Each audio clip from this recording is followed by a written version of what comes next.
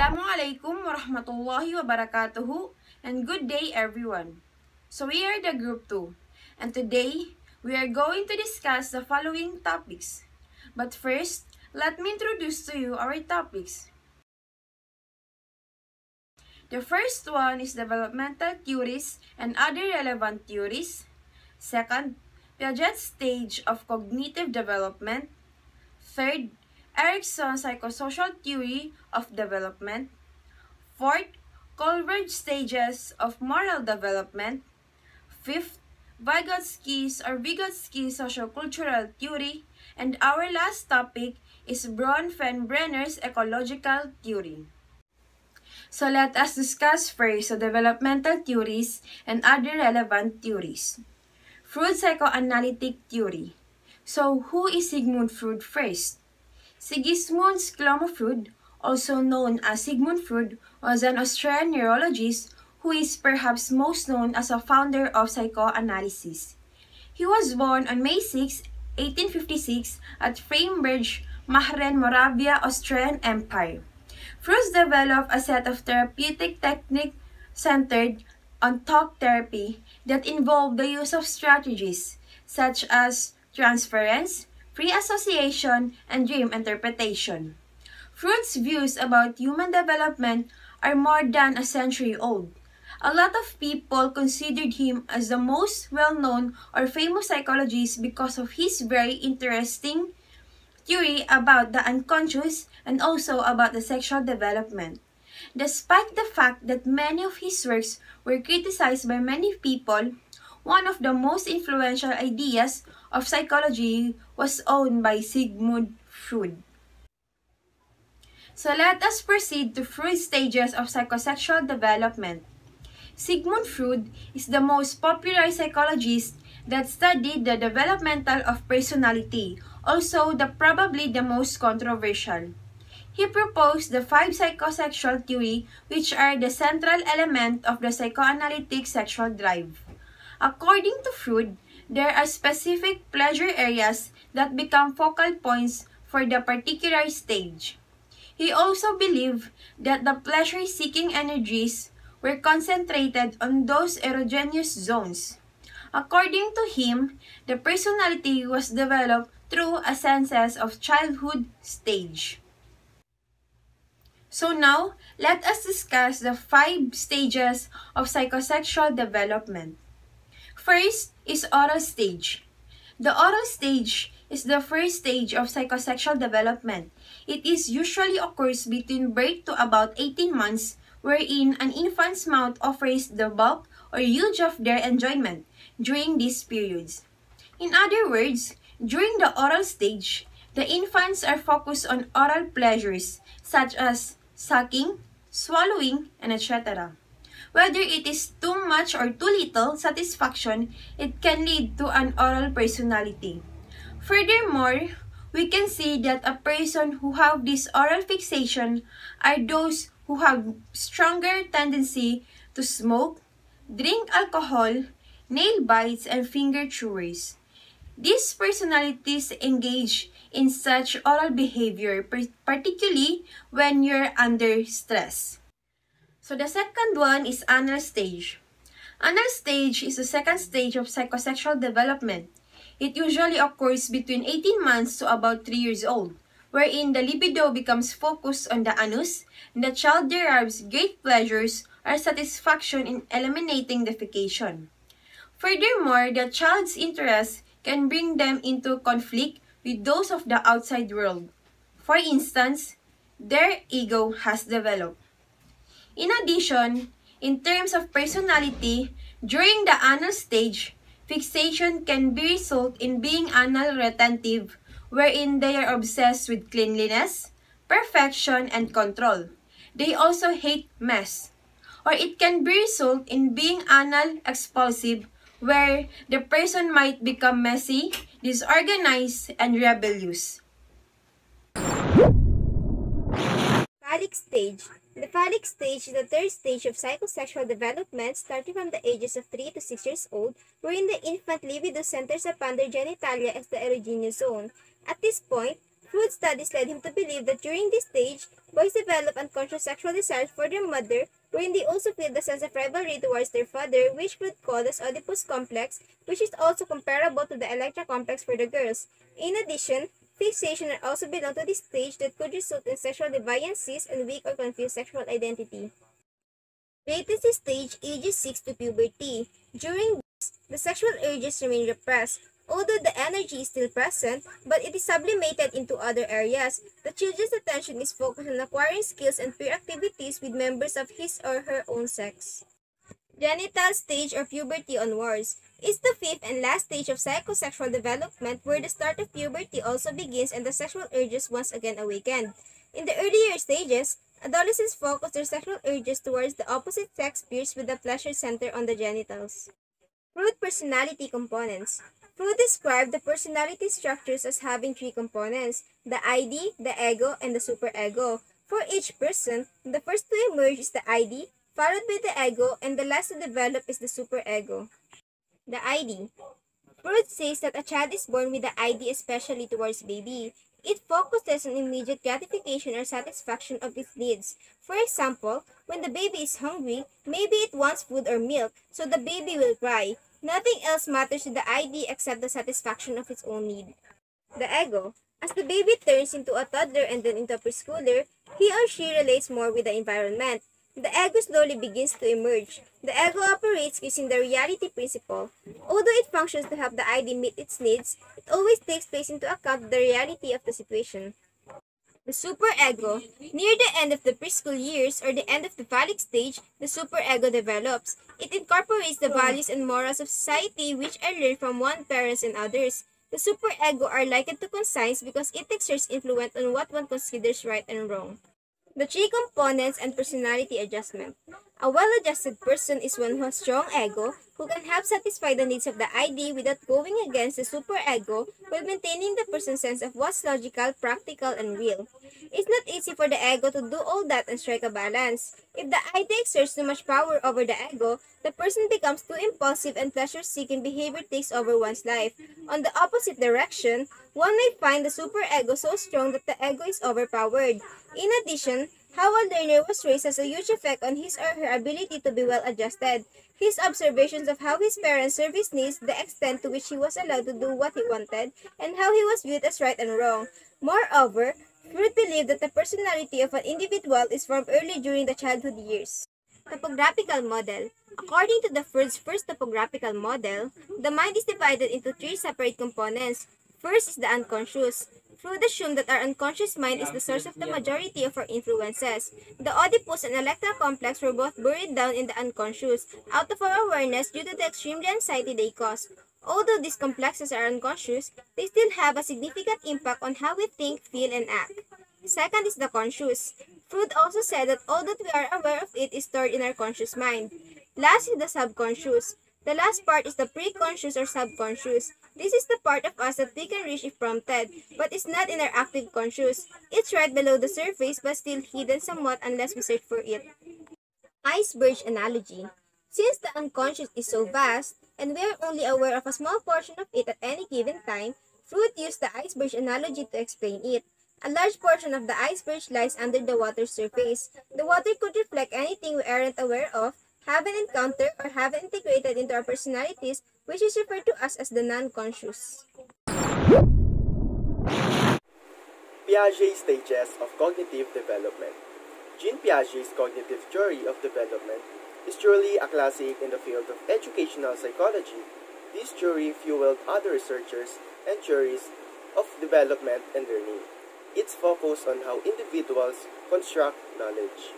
For 60 years, Jean Piaget conducted research on cognitive development. His research method involved observing a small number of individuals as they responded to cognitive tasks that he designed. These tasks were later on known as Piaget's tasks. Piaget examined the implication of his theory not only to the aspects of cognition but also to the intelligence and the moral development. This theory has been applied widely to teaching and curriculum design, especially in the preschool and the elementary curriculum. Let's proceed on basic cognitive concept. Number 1 is schema. Piaget used the term schema to refer to the cognitive structures by which individuals intellectually adapt and organize their environment. It is an individual's way to understand or create meaning about a thing or experience. It is like the mind has filing cabinet and each drawer has folders that contains files of things he had an experience with. For instance, if a child sees a dog for a first time, he creates his own schema of what a dog is. It has 4 legs, tail, it barks, and it's furry. Then the child put this description of a dog on a file or on his mind. When he sees similar dog, he pulls out the file or his schema inside his mind, looks at the animal and say 4 legs, tail, bark, furry, and that's a dog. The second one is assimilation. This is the process of fitting a new experience into an existing or previously created cognitive structure or schema. If the child sees another dog, this time a little smaller one, he would make sense of what he is seeing by adding this information into a schema of a dog. In short, assimilation means adding new information on the schema. The third one is accommodation. Accommodation is the process of creating new schema.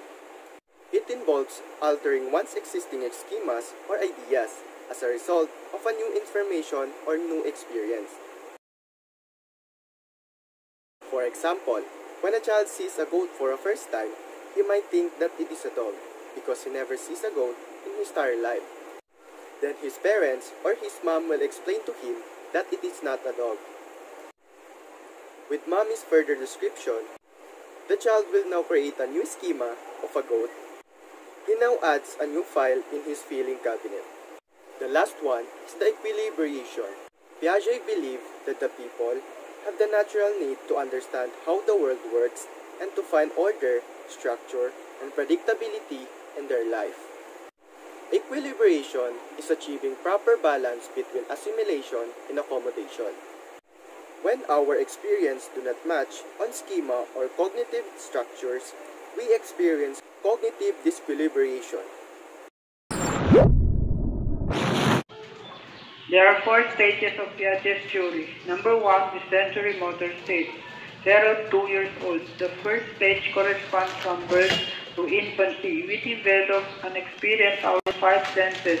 Our brain wants to see, hear, smell, taste, and touch. As much as possible, first we start in simple reflexes. After we develop our first habit from 4 months old, we become aware things beyond our body, and then when we become older, we learn to things intentionally. The key milestone is the development of working memory or realization of object permanence. Object permanence is the ability of the child to know that an object still exists even when out of sight. This ability is attained in sensory motor stage. Number 2, pre-operational stage. The pre-operational stage covers from about 2 to 7 years old. At this stage, the child can now make mental representation and is able to pretend. The child is now ever closer to symbols. This stage highlighted by the following. Symbolic function. This is the ability to represent objects and events. Ecocentrism. This is the tendency of the child to only see his point of view, assume that everyone also has his same point of view. Centration. This refers to the tendency of the child to only focus on one aspect. Transduction reasoning. This refers to the pre-operational child type of reasoning, neither inductive or deductive. Number 3, concrete operational stage. This stage is characterized by the ability of the child to think logically but only in terms of concrete objects. This covers approximately ages between 8 to 11 years old. Each stage marked by the following. Dysentery. This refers to the ability of child to perceive the different future of objects. Reversibility. During the stage of concrete operation, the child can follow the certain operation can be done in reverse. Conservation. This is the ability to know that the certain properties of object like volume or mass. Seriation. This refer to the ability to order or change things based on dimensions such as weight, volume, or size. Number 4, formal operational stage 12 and up. When we become a teenager, we become formally operational. We know the ability, allow, understand, such as success, failure, love, and hate. This stage characterized by the following. The hypothetical reasoning. This ability to come with different hypotheses about problems and gather weight data in order to make a final decision or judgment. Analogical reasoning is the ability to perceive the relationship instance and use the relationship to narrow possible answers. Deductive reasoning. This is the ability to think logically by applying a general rule to a particular instance or situation. Eriksson's psychosocial theory of development. Eriksson was a German-American developmental psychologist and psychoanalyst known for his theory on psychological development of human beings. This psychosocial development is a very relevant, highly regarded, and meaningful theory. It allows us to emphasize the social nature of human being and the important influence that social relationships have on development. So let's move on to the introduction to 8 stages. Eriksson's psychosocial term is derived from 2 source words, namely psychological, or the root word psycho, which is relating to the mind, brain, and personality, and social, or the external relationship and environment. Basically, these 2 terms is extended to psychosocial, in which bio means life. While Eriksson's theory was impacted by psychoanalyst Sigmund Freud's work, Eriksson's theory centered on psychosocial development rather than psychosexual development. Much like Sigmund Freud, Eriksson also believed that personality is developed in a series of stages. Eriksson was interested in how social interaction and relationship played a role in the development and growth of human beings, especially during childhood. According to Eriksson, a conflict is a turning point where each person faces and struggles to attain a specific psychological quality, sometimes referred to as psychosocial crisis. This can be a time of vulnerability, but also strength as people work toward success or failure.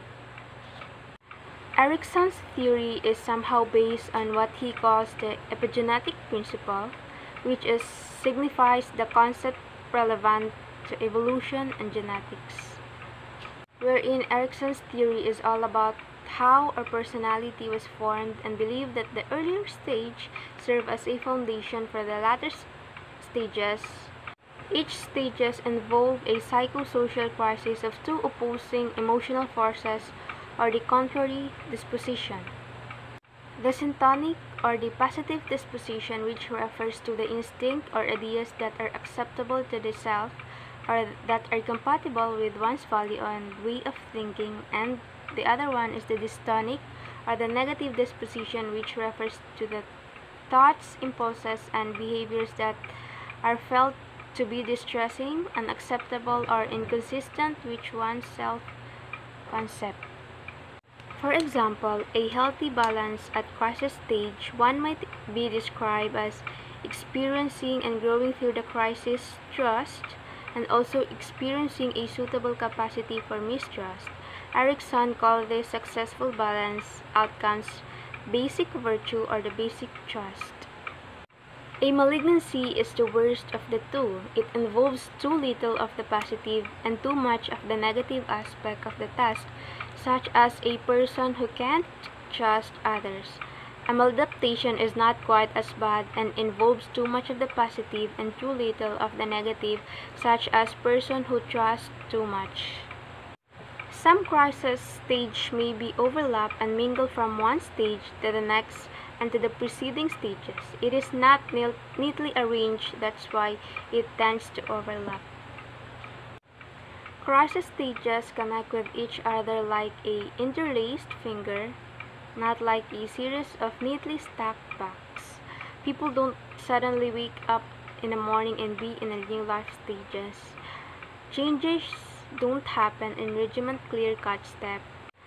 Mutuality reflects the effect of generations on each other, especially among families, particularly between parents and children and grandchildren. So basically, everyone potentially affect everyone's else's experiences as they pass through the different crisis stage, and the generativity, which reflects the significant relationship between adults and the best interests of children, one's own children, and in a way everyone else's children, the next generation, and all the following.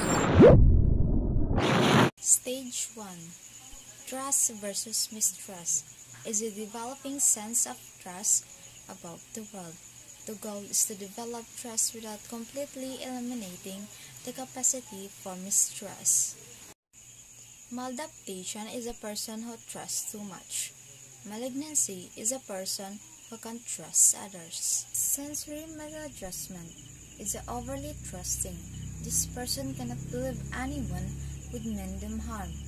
Withdrawal is a basic weakness resulting from poor resolution of the ego crisis. It is also detaching from others.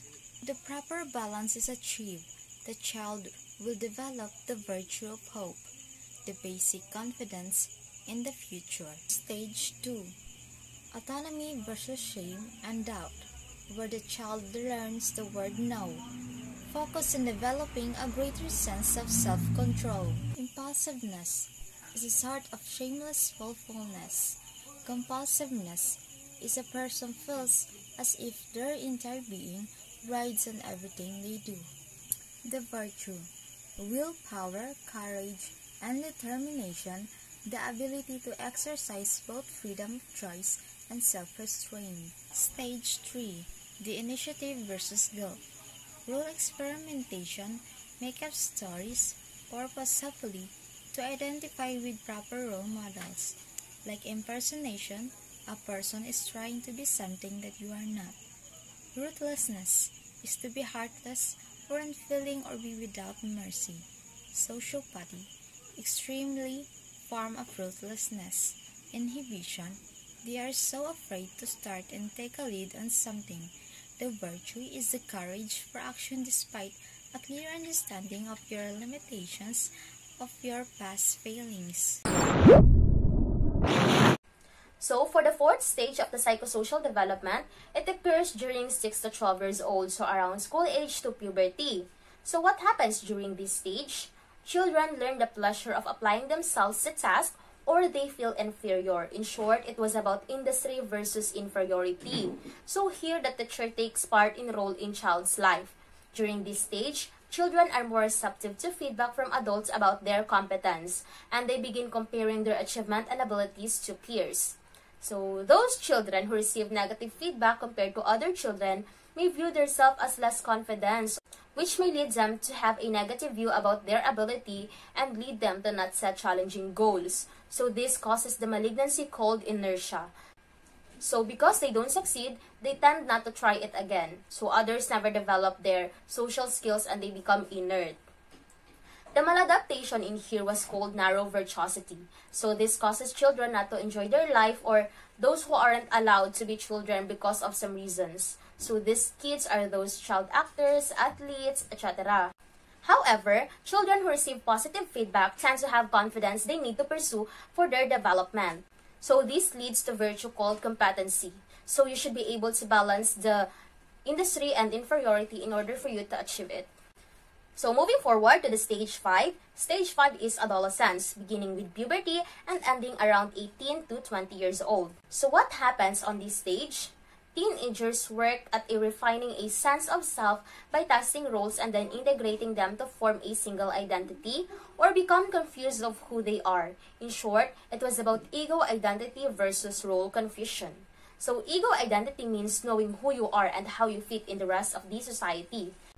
So teenagers are becoming more independent, begin to look at the future in terms of career, relationship, family, etc. So the individual wants to belong to a society and fit in. In this stage, Adolescents are setting boundaries from parents, such as having their private life with friends, romantic interests, and also searching place with an adult society. So during this search, they may often experiment with different identity and viewpoints in order to find their true identity. Further, the society should provide a clear rights. On this stage, the maladaptive tendency was called fanaticism, where fanatic believes that his way was the only way. So as an individual, you need to explore in order for you to know or to find what is your role and your identity. So while the malignant tendency in here was called repudiation. So to repudiate is to reject. So they reject their membership in the world and even reject their need for an identity. So some become involved in a destructive activity such as drugs, alcohol, etc. If you successfully negotiate this stage, you will have the virtue called fidelity. So fidelity means it is the ability to live in a society standard despite of their imperfections, incompleteness, and inconsistencies. For the stage 6, you are in the stage of young adulthood, which lasts from about 18 to about 30 years old. So what happens during this stage? Young adults struggle to form a close relationship and to gain capacity for intimate love, or they feel isolated. So in short, it was about intimacy versus isolation. So intimacy is the ability to be close to others as a lover, as a friend, as a participant in a society. So this stage involves finding relationship, partner, and in contrast to living alone. So the maladaptive form here was called promiscuity, wherein it refers particularly to the tendency to become intimate too freely, too easily, which isn't good because we all know that we have to be careful in everyone who surrounds us. So the malignancy here was called exclusion, which refers to tendency to isolate oneself from love, friendship, etc. because of some reasons. Ericsson defined the virtue for this stage was love, because ultimately the stage involves finding love. But not only love we have from a good marriage, but also love in friends, family, neighborhood, co-workers, and compatriot as well. Assalamualaikum warahmatullahi ta'ala wabarakatuh. I am Ibrahim Harija. Stage 7. Psychosocial crisis. The 7th stage is that of middle adulthood. In the 7th stage, as a middle adulthood, we experience problem in break, trouble in a marriage, children growing up, and leaving home. It's like the real stage of our life that we suffer, face all problems, and we learn on what we have done in our past. In this stage 7, the task here is to cultivate the proper balance of generativity and stagnation. We should tackle first the generativity. Generativity here is an extension of love into the future. It's concerned for the next generation and all future generation, which means future for our world by caring people for the future and achieving things that make the world a better place. The second one is stagnation. On the other hand, is self-absorption, caring for no one. The stagnant person stops to be a productive member of society, like being a selfish, self-centered, a person who don't have any concern to others. But in virtue, if you are successful at this age, you will have a capacity for carrying that will serve you to the rest of your life. And for the last stage, stage 8. This last stage refers to the delicately adulthood or maturity, or less delicately as old age, begins sometimes around retirement, after the kids have gone, say somewhere around 60. This is just like focus or reflecting back on life. People look back on the event of their lives and determine if they are happy with the life they live or if they regret the things they didn't do. As in Ericsson's theory, reaching this is a good thing, and not reaching suggests that earlier problems retarded your development. The task is to develop the ego integrity with a minimal amount of despair. This stage seems like the most difficult of all. First comes a detachment from society, from a sense of usefulness for most people in our culture. Some retire from jobs they held for years. Others find their duties as parents come to a close. Most find that their input is no longer requested or required. Then the biological uselessness can feel here. Maladaptation, malignancy. The maladaptive tendency in stage 8 is called presumption. This is what happens when a person presumes. ego integrity without actually facing the difficulties of old age. The person in old age believes that he alone is right. He does not respect the ideas and views of the young. Just like, for example, is our grandparents. If you tell them something on what to do, they will just get angry to you and saying, "Don't worry about me. I'm older than you. I know what I'm doing." Another is malignant tendency, or called disdain, by which Ericsson means a content of life, one's own or anyone's. The person becomes very negative and appears to hate life. Example is disliking of someone or something that you feel does not deserve your interest or respect. In virtue, someone who approaches death without fear has strength. Ericsson calls wisdom. Good day, everyone. Our next topic is all about Colbert's stages of moral development. Right action tends to be defined in terms of general individual rights and standards that have been critically examined and agreed upon the whole society. This is according to Lawrence Colbert. What is moral development?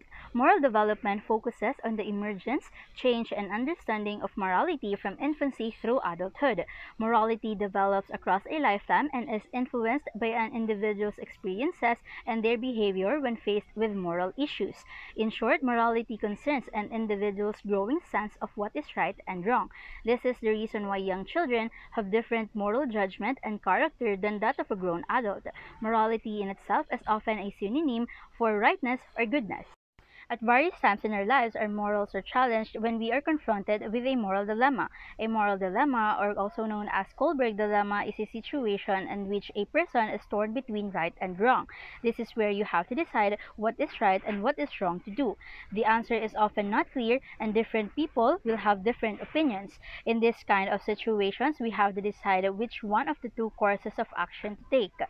Lawrence Colbert was interested in studying how people develop their moral reasoning, the whys. He based his theory on the findings of Piaget's cognitive development study. He believed that, like cognitive development, moral development of children also follows a series of stages. Importance of moral development. Moral development is an important part of the socialization process. These refer to the way people learn what society considered to be good and bad, which is important for a smoothly functioning society. In order for American psychologist Lawrence Colbert to confirm his theory of stages of moral development, he interviewed people of all ages. He analyzed how they would justify their decision when confronted with moral dilemma. He did not aim to judge whether the responses were right or wrong. What are Colbert's theory of moral development? According to Colbert, moral development occurs in 3 levels with 6 stages. Level 1, pre-conventional level. A child in this level of morality has not yet adopted or internalized society's convention regarding what is right or wrong, but instead focuses largely on the consequences or result of what the act may bring. Stage 1, punishment or obedience. Doing what is right because of fear of punishment, individuals act to avoid punishment. Stage 2, mutual benefit. Doing what is right for personal gain, perhaps a reward. One is motivated to act by the benefit that one may obtain later. Level 2, conventional. In this level, a child's sense of morality is based on the conventions or norms of society. Stage 3, social approval. Doing what is right according to the majority to be a good girl or boy. One is motivated to act because he or she is concerned for what others may think or say. He or she values how he or she will appear to others. Stage 4, law and order. Doing what is right because it is your duty and helps society. Breaking the law is wrong. One is motivated to act to uphold the law and order. The person will follow the law because it is the law. Level 3, post-conventional level. This level is marked by a growing realization that individuals are separate entities from society and that individuals may disobey rules that is contrary to their own principles. Stage 5, social contract. Laws that are wrong can be changed. Doing what is right even if it is against the law because the law is sometimes too destructive or restrictive. Stage 6, universal principles, doing what is right because of our inner conscious, which has absorbed the principles of justice and equality and sacredness of life, having a set of standards that drives one to possess moral responsibility to make societal changes regardless of consequences to oneself. Individuals is motivated to act because it is right, not because it is legal, useful, or expected. That's all. Thank you. Vygotsky's social-cultural theory of development. Social interaction plays a very important role in cognitive development. That's the key theme of Lev Vygotsky's social-cultural theory of development. Vygotsky believed that individual development could not be understood without looking into the social and cultural context within which development happens. And he recognized that the social interaction and language are the two central factors in cognitive development. Let's discuss this further. So what Vygotsky really wants to convey in his theory is that we develop through our social interactions. We learn and improve our cognitive development from interacting with our parents, teachers, and even our friends. Let me give you some of the important terms in Vygotsky's sociocultural development. We have the more knowledgeable other, or MKO. It refers to a competent adult or a more advanced peer. This is simply a person who has knowledge or skills that we or the child don't have. For example, this could be parents, teachers, or it could be one of your peers such as a classmate or one of your friends. Next, we have the zone of proximal development. When a child attempts to perform a skill alone, she may not be immediately proficient at it. So, alone, she may perform at a certain level of competency. We refer to this as the zone of actual development. However, with the guidance of a more knowledgeable other, the child can perform at a higher level of competency.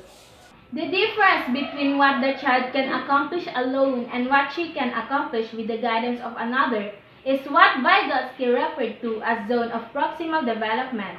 It is a zone that represents a learning opportunity where the more knowledgeable other can assist the child's assessment. So the zone of proximal development basically means the zone between what a child can do and what the child can't do. Then we have the scaffolding.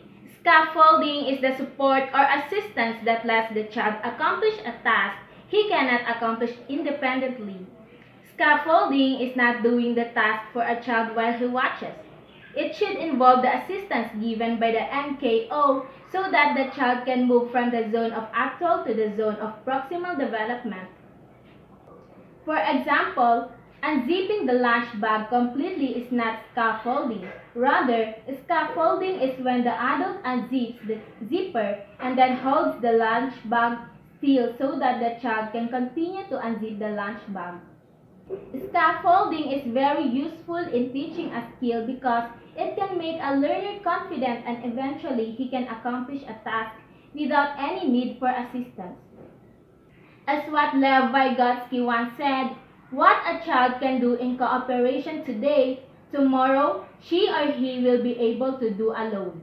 Now, let's differentiate Vygotsky's theory from Piaget's theory. Piaget's theory focuses more on the child's individual development, while Vygotsky's theory is more social in focus. Piaget also believed that there are universal stages of cognitive development, while Vygotsky did not propose stages but emphasized on cultural factors in cognitive development. While Piaget did not give much emphasis on language, Vygotsky stressed the role of language in cognitive development.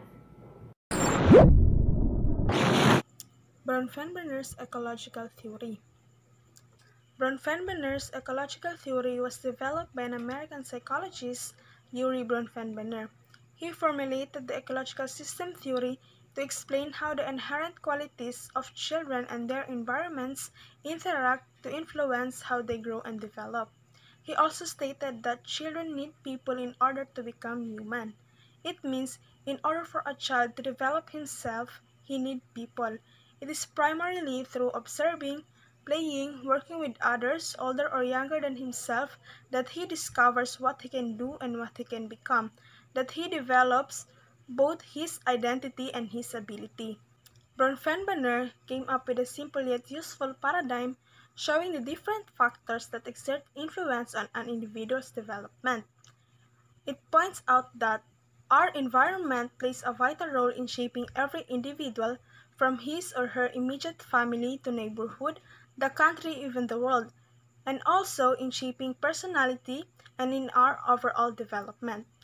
Bronfenberger's model is also known as Bio-Ecological Model. This theory presents the child development within the context of relationship systems that comprise the child's environment. Each layer is further made up of different structures. The term bioecological points out that a child's own biological makeup impacts on one's development. To study a child development, then we must look not only at the child and her immediate environment, but also at the interaction of the larger environment as well. Bronfenberger divided the person's environment into 5 different structures: the microsystem, the mesosystem, the exosystem, the macrosystem, and the chrono system. The first layer is the microsystem. Microsystem, it is the layer nearest the child. It comprises structure which the child directly interacts with. They are called immediate environment, such as one's family, school, and neighborhood. Question: does the child have strong and nurturing relationships with the parents and the family? Are his or her needs met? In this layer, relationship effects happen into 2 directions, both away from the child and toward the child. This means that the child can be influenced by other people in their environment and is also capable of changing the beliefs and behavior of other people too. Bronfenberger calls this bi-directional influence. This is quite similar to what Ericsson termed as mutuality in his psychosocial theory. In this layer, if a child has strong nurturing relationship with their parents, this is said to have a positive effect on the child, whereas distant and unaffectionate parents will have a negative effects on the child. Second layer is the mesosystem. This layer serves as the relationship between 2 or more microsystems as what is learned at home culturally. They are called connections. For example, interaction between the parents and teachers, the parents and health services, the community, and the church. According to the ecological system theory, if the child, parents, and teachers get along and have a good relationship, this should have a positive effects on development, compared to negative effects on development if the teachers and parents do not get along. The exosystem is the third level of Bronfenberger's bioecological system theory. This refers to the biggest social system in which the child does not function directly. This contains the settings or event in which the child does not actively participate in but have profound effect on the child's development nonetheless. Neighborhood, parents' workplace, parents' friends, and mass media are the examples of exosystem. These are the environment in which the child is not involved and are external to their experience, but nonetheless affects them anyway. The macrosystem is the fourth level of Bronfenberger's bioecological system theory. This layer found in the outermost part in the child's environment. It includes the cultural values, customs, and laws. It evolves across time and from generation to generation. The Chrono System is the fifth level of Bronfenberger's bioecological system theory.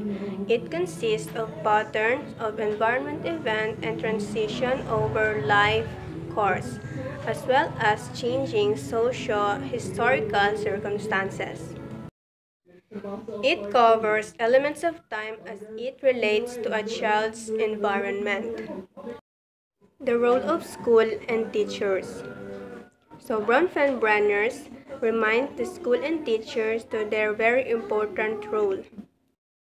This theory helps teachers to look into every child's environmental system in order for them to understand more about the characteristics and needs of each child or each learners.